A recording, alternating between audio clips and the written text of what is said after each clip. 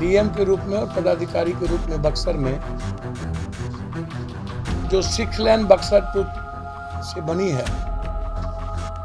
उस जमीन अधिग्रहण का 70-75% पैसा नेता पदाधिकारी मिलके और माफिया मिलके गमन कर लिया।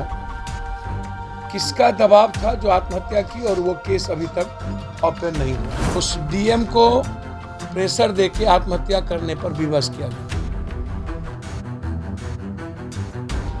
उसकी पूरी डिटेल खंगाली जाए, टेलीफोन खंगाले जाए, बहुत क्लियर है। मेंबर थे तो फिर मोटी रकम लेके कंपनी से रिव्यू नहीं करके किसानों की जमीन का अधिग्रहण का पैसा इन लोगों ने सब मिलके गबन कर लिया, बंदरबाट हो। मैं सीबीआई इंक्वायरी चाहता हूं दोनों मुद्दे पर। बड़ी विनम्रता के साथ तेजस्वी से आग्रह करें, सुधाकर सिंह जी और आपके मंत्री विधायक बीजेपी के हाथ खेल रहे हैं।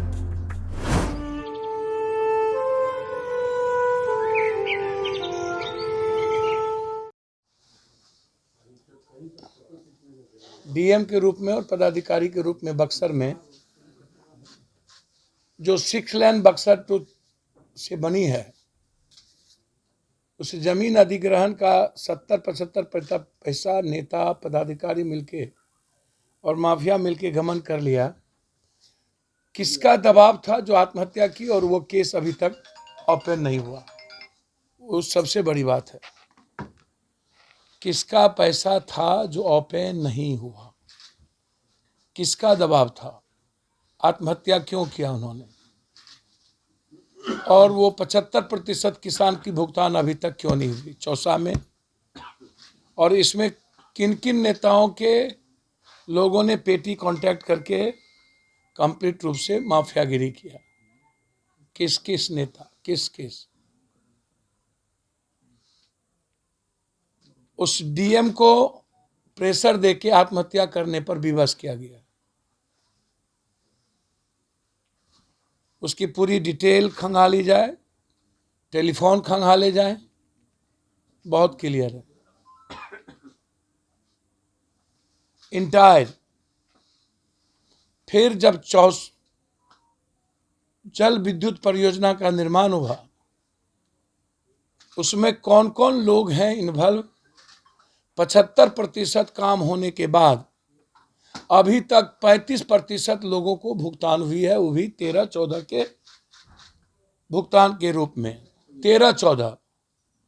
जबकि मनमोहन सिंह की सरकार ने जमीन अधिग्रहण के मामले को 3 गुना ज्यादा किया, और फिर अगली सरकार आई तो उसको 6 गुना किया।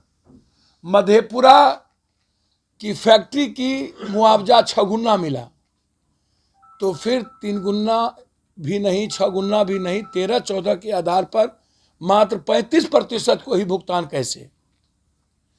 जबकि उस कमिटी में वहां के एमपी भी हैं, एमएलए भी हैं, अन्य पदाधिकारी हैं, डीएम हैं, सभी लोग हैं।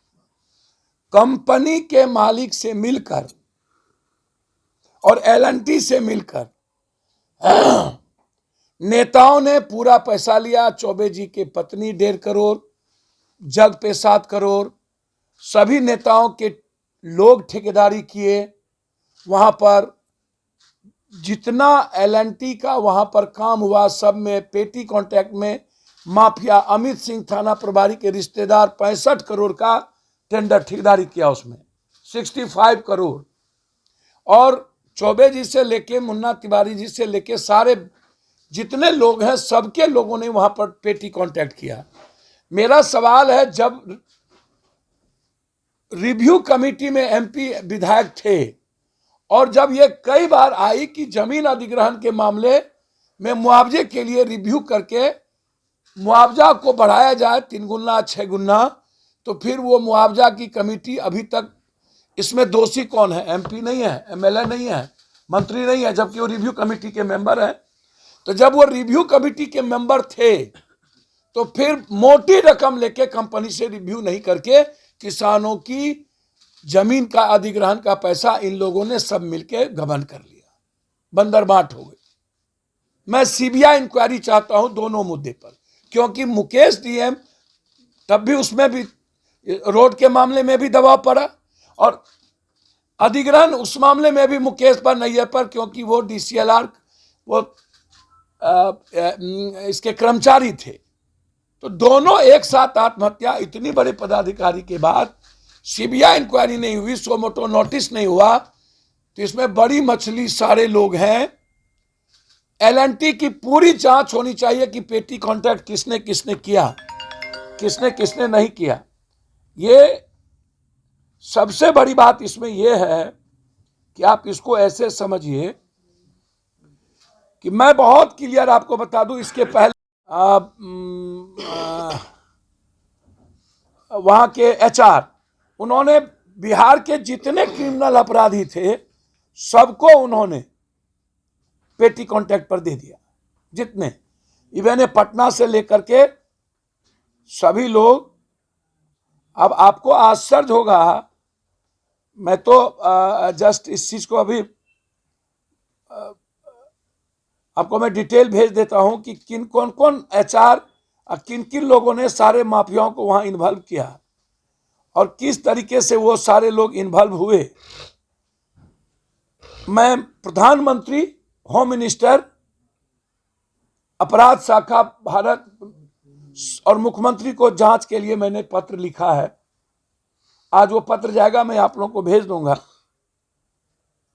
उसमें बहुत सारी चीजें हैं जिसके चलते मैं अभी आपको नहीं दे रहा हूं। पूरी इंक्वायरी के तथ्य किस किस लोगों ने कैसे कैसे वहां पर किए, इसमें आत्महत्या सबसे महत्वपूर्ण मुद्दा है। और रिव्यू कमेटी ने पैसा लेके क्यों गमन किया। अभी जो सबसे बड़ी चीज हुई घटना, वो घटना मैं आपको बता देता हूं। वो ये हुआ कि फिर से गंगा से पानी लाने के लिए रेलवे लाइन को बिछाने की बारी बात आई। फिर से अभी तुरंत उन्होंने कहा कि मैं लीज पर लूंगा, और बाद में अधिग्रहण करने लगा। किसान का गुस्सा यहां था कि आपने पहले होटल नहीं बनाए, आपने पहले अस्पताल नहीं दिया, स्कूल नहीं दिया, रोजगार नहीं दिया, मुआवजे नहीं दिए, 6 गुना सभी जगह हुआ तब नहीं दिया, और अब आप पहले कहे लीज पर लेंगे, अब आप अधिग्रहण कर रहे हैं। तो हम इन पूरे मामलों को CBI इंक्वायरी चाहते हैं, पूरा।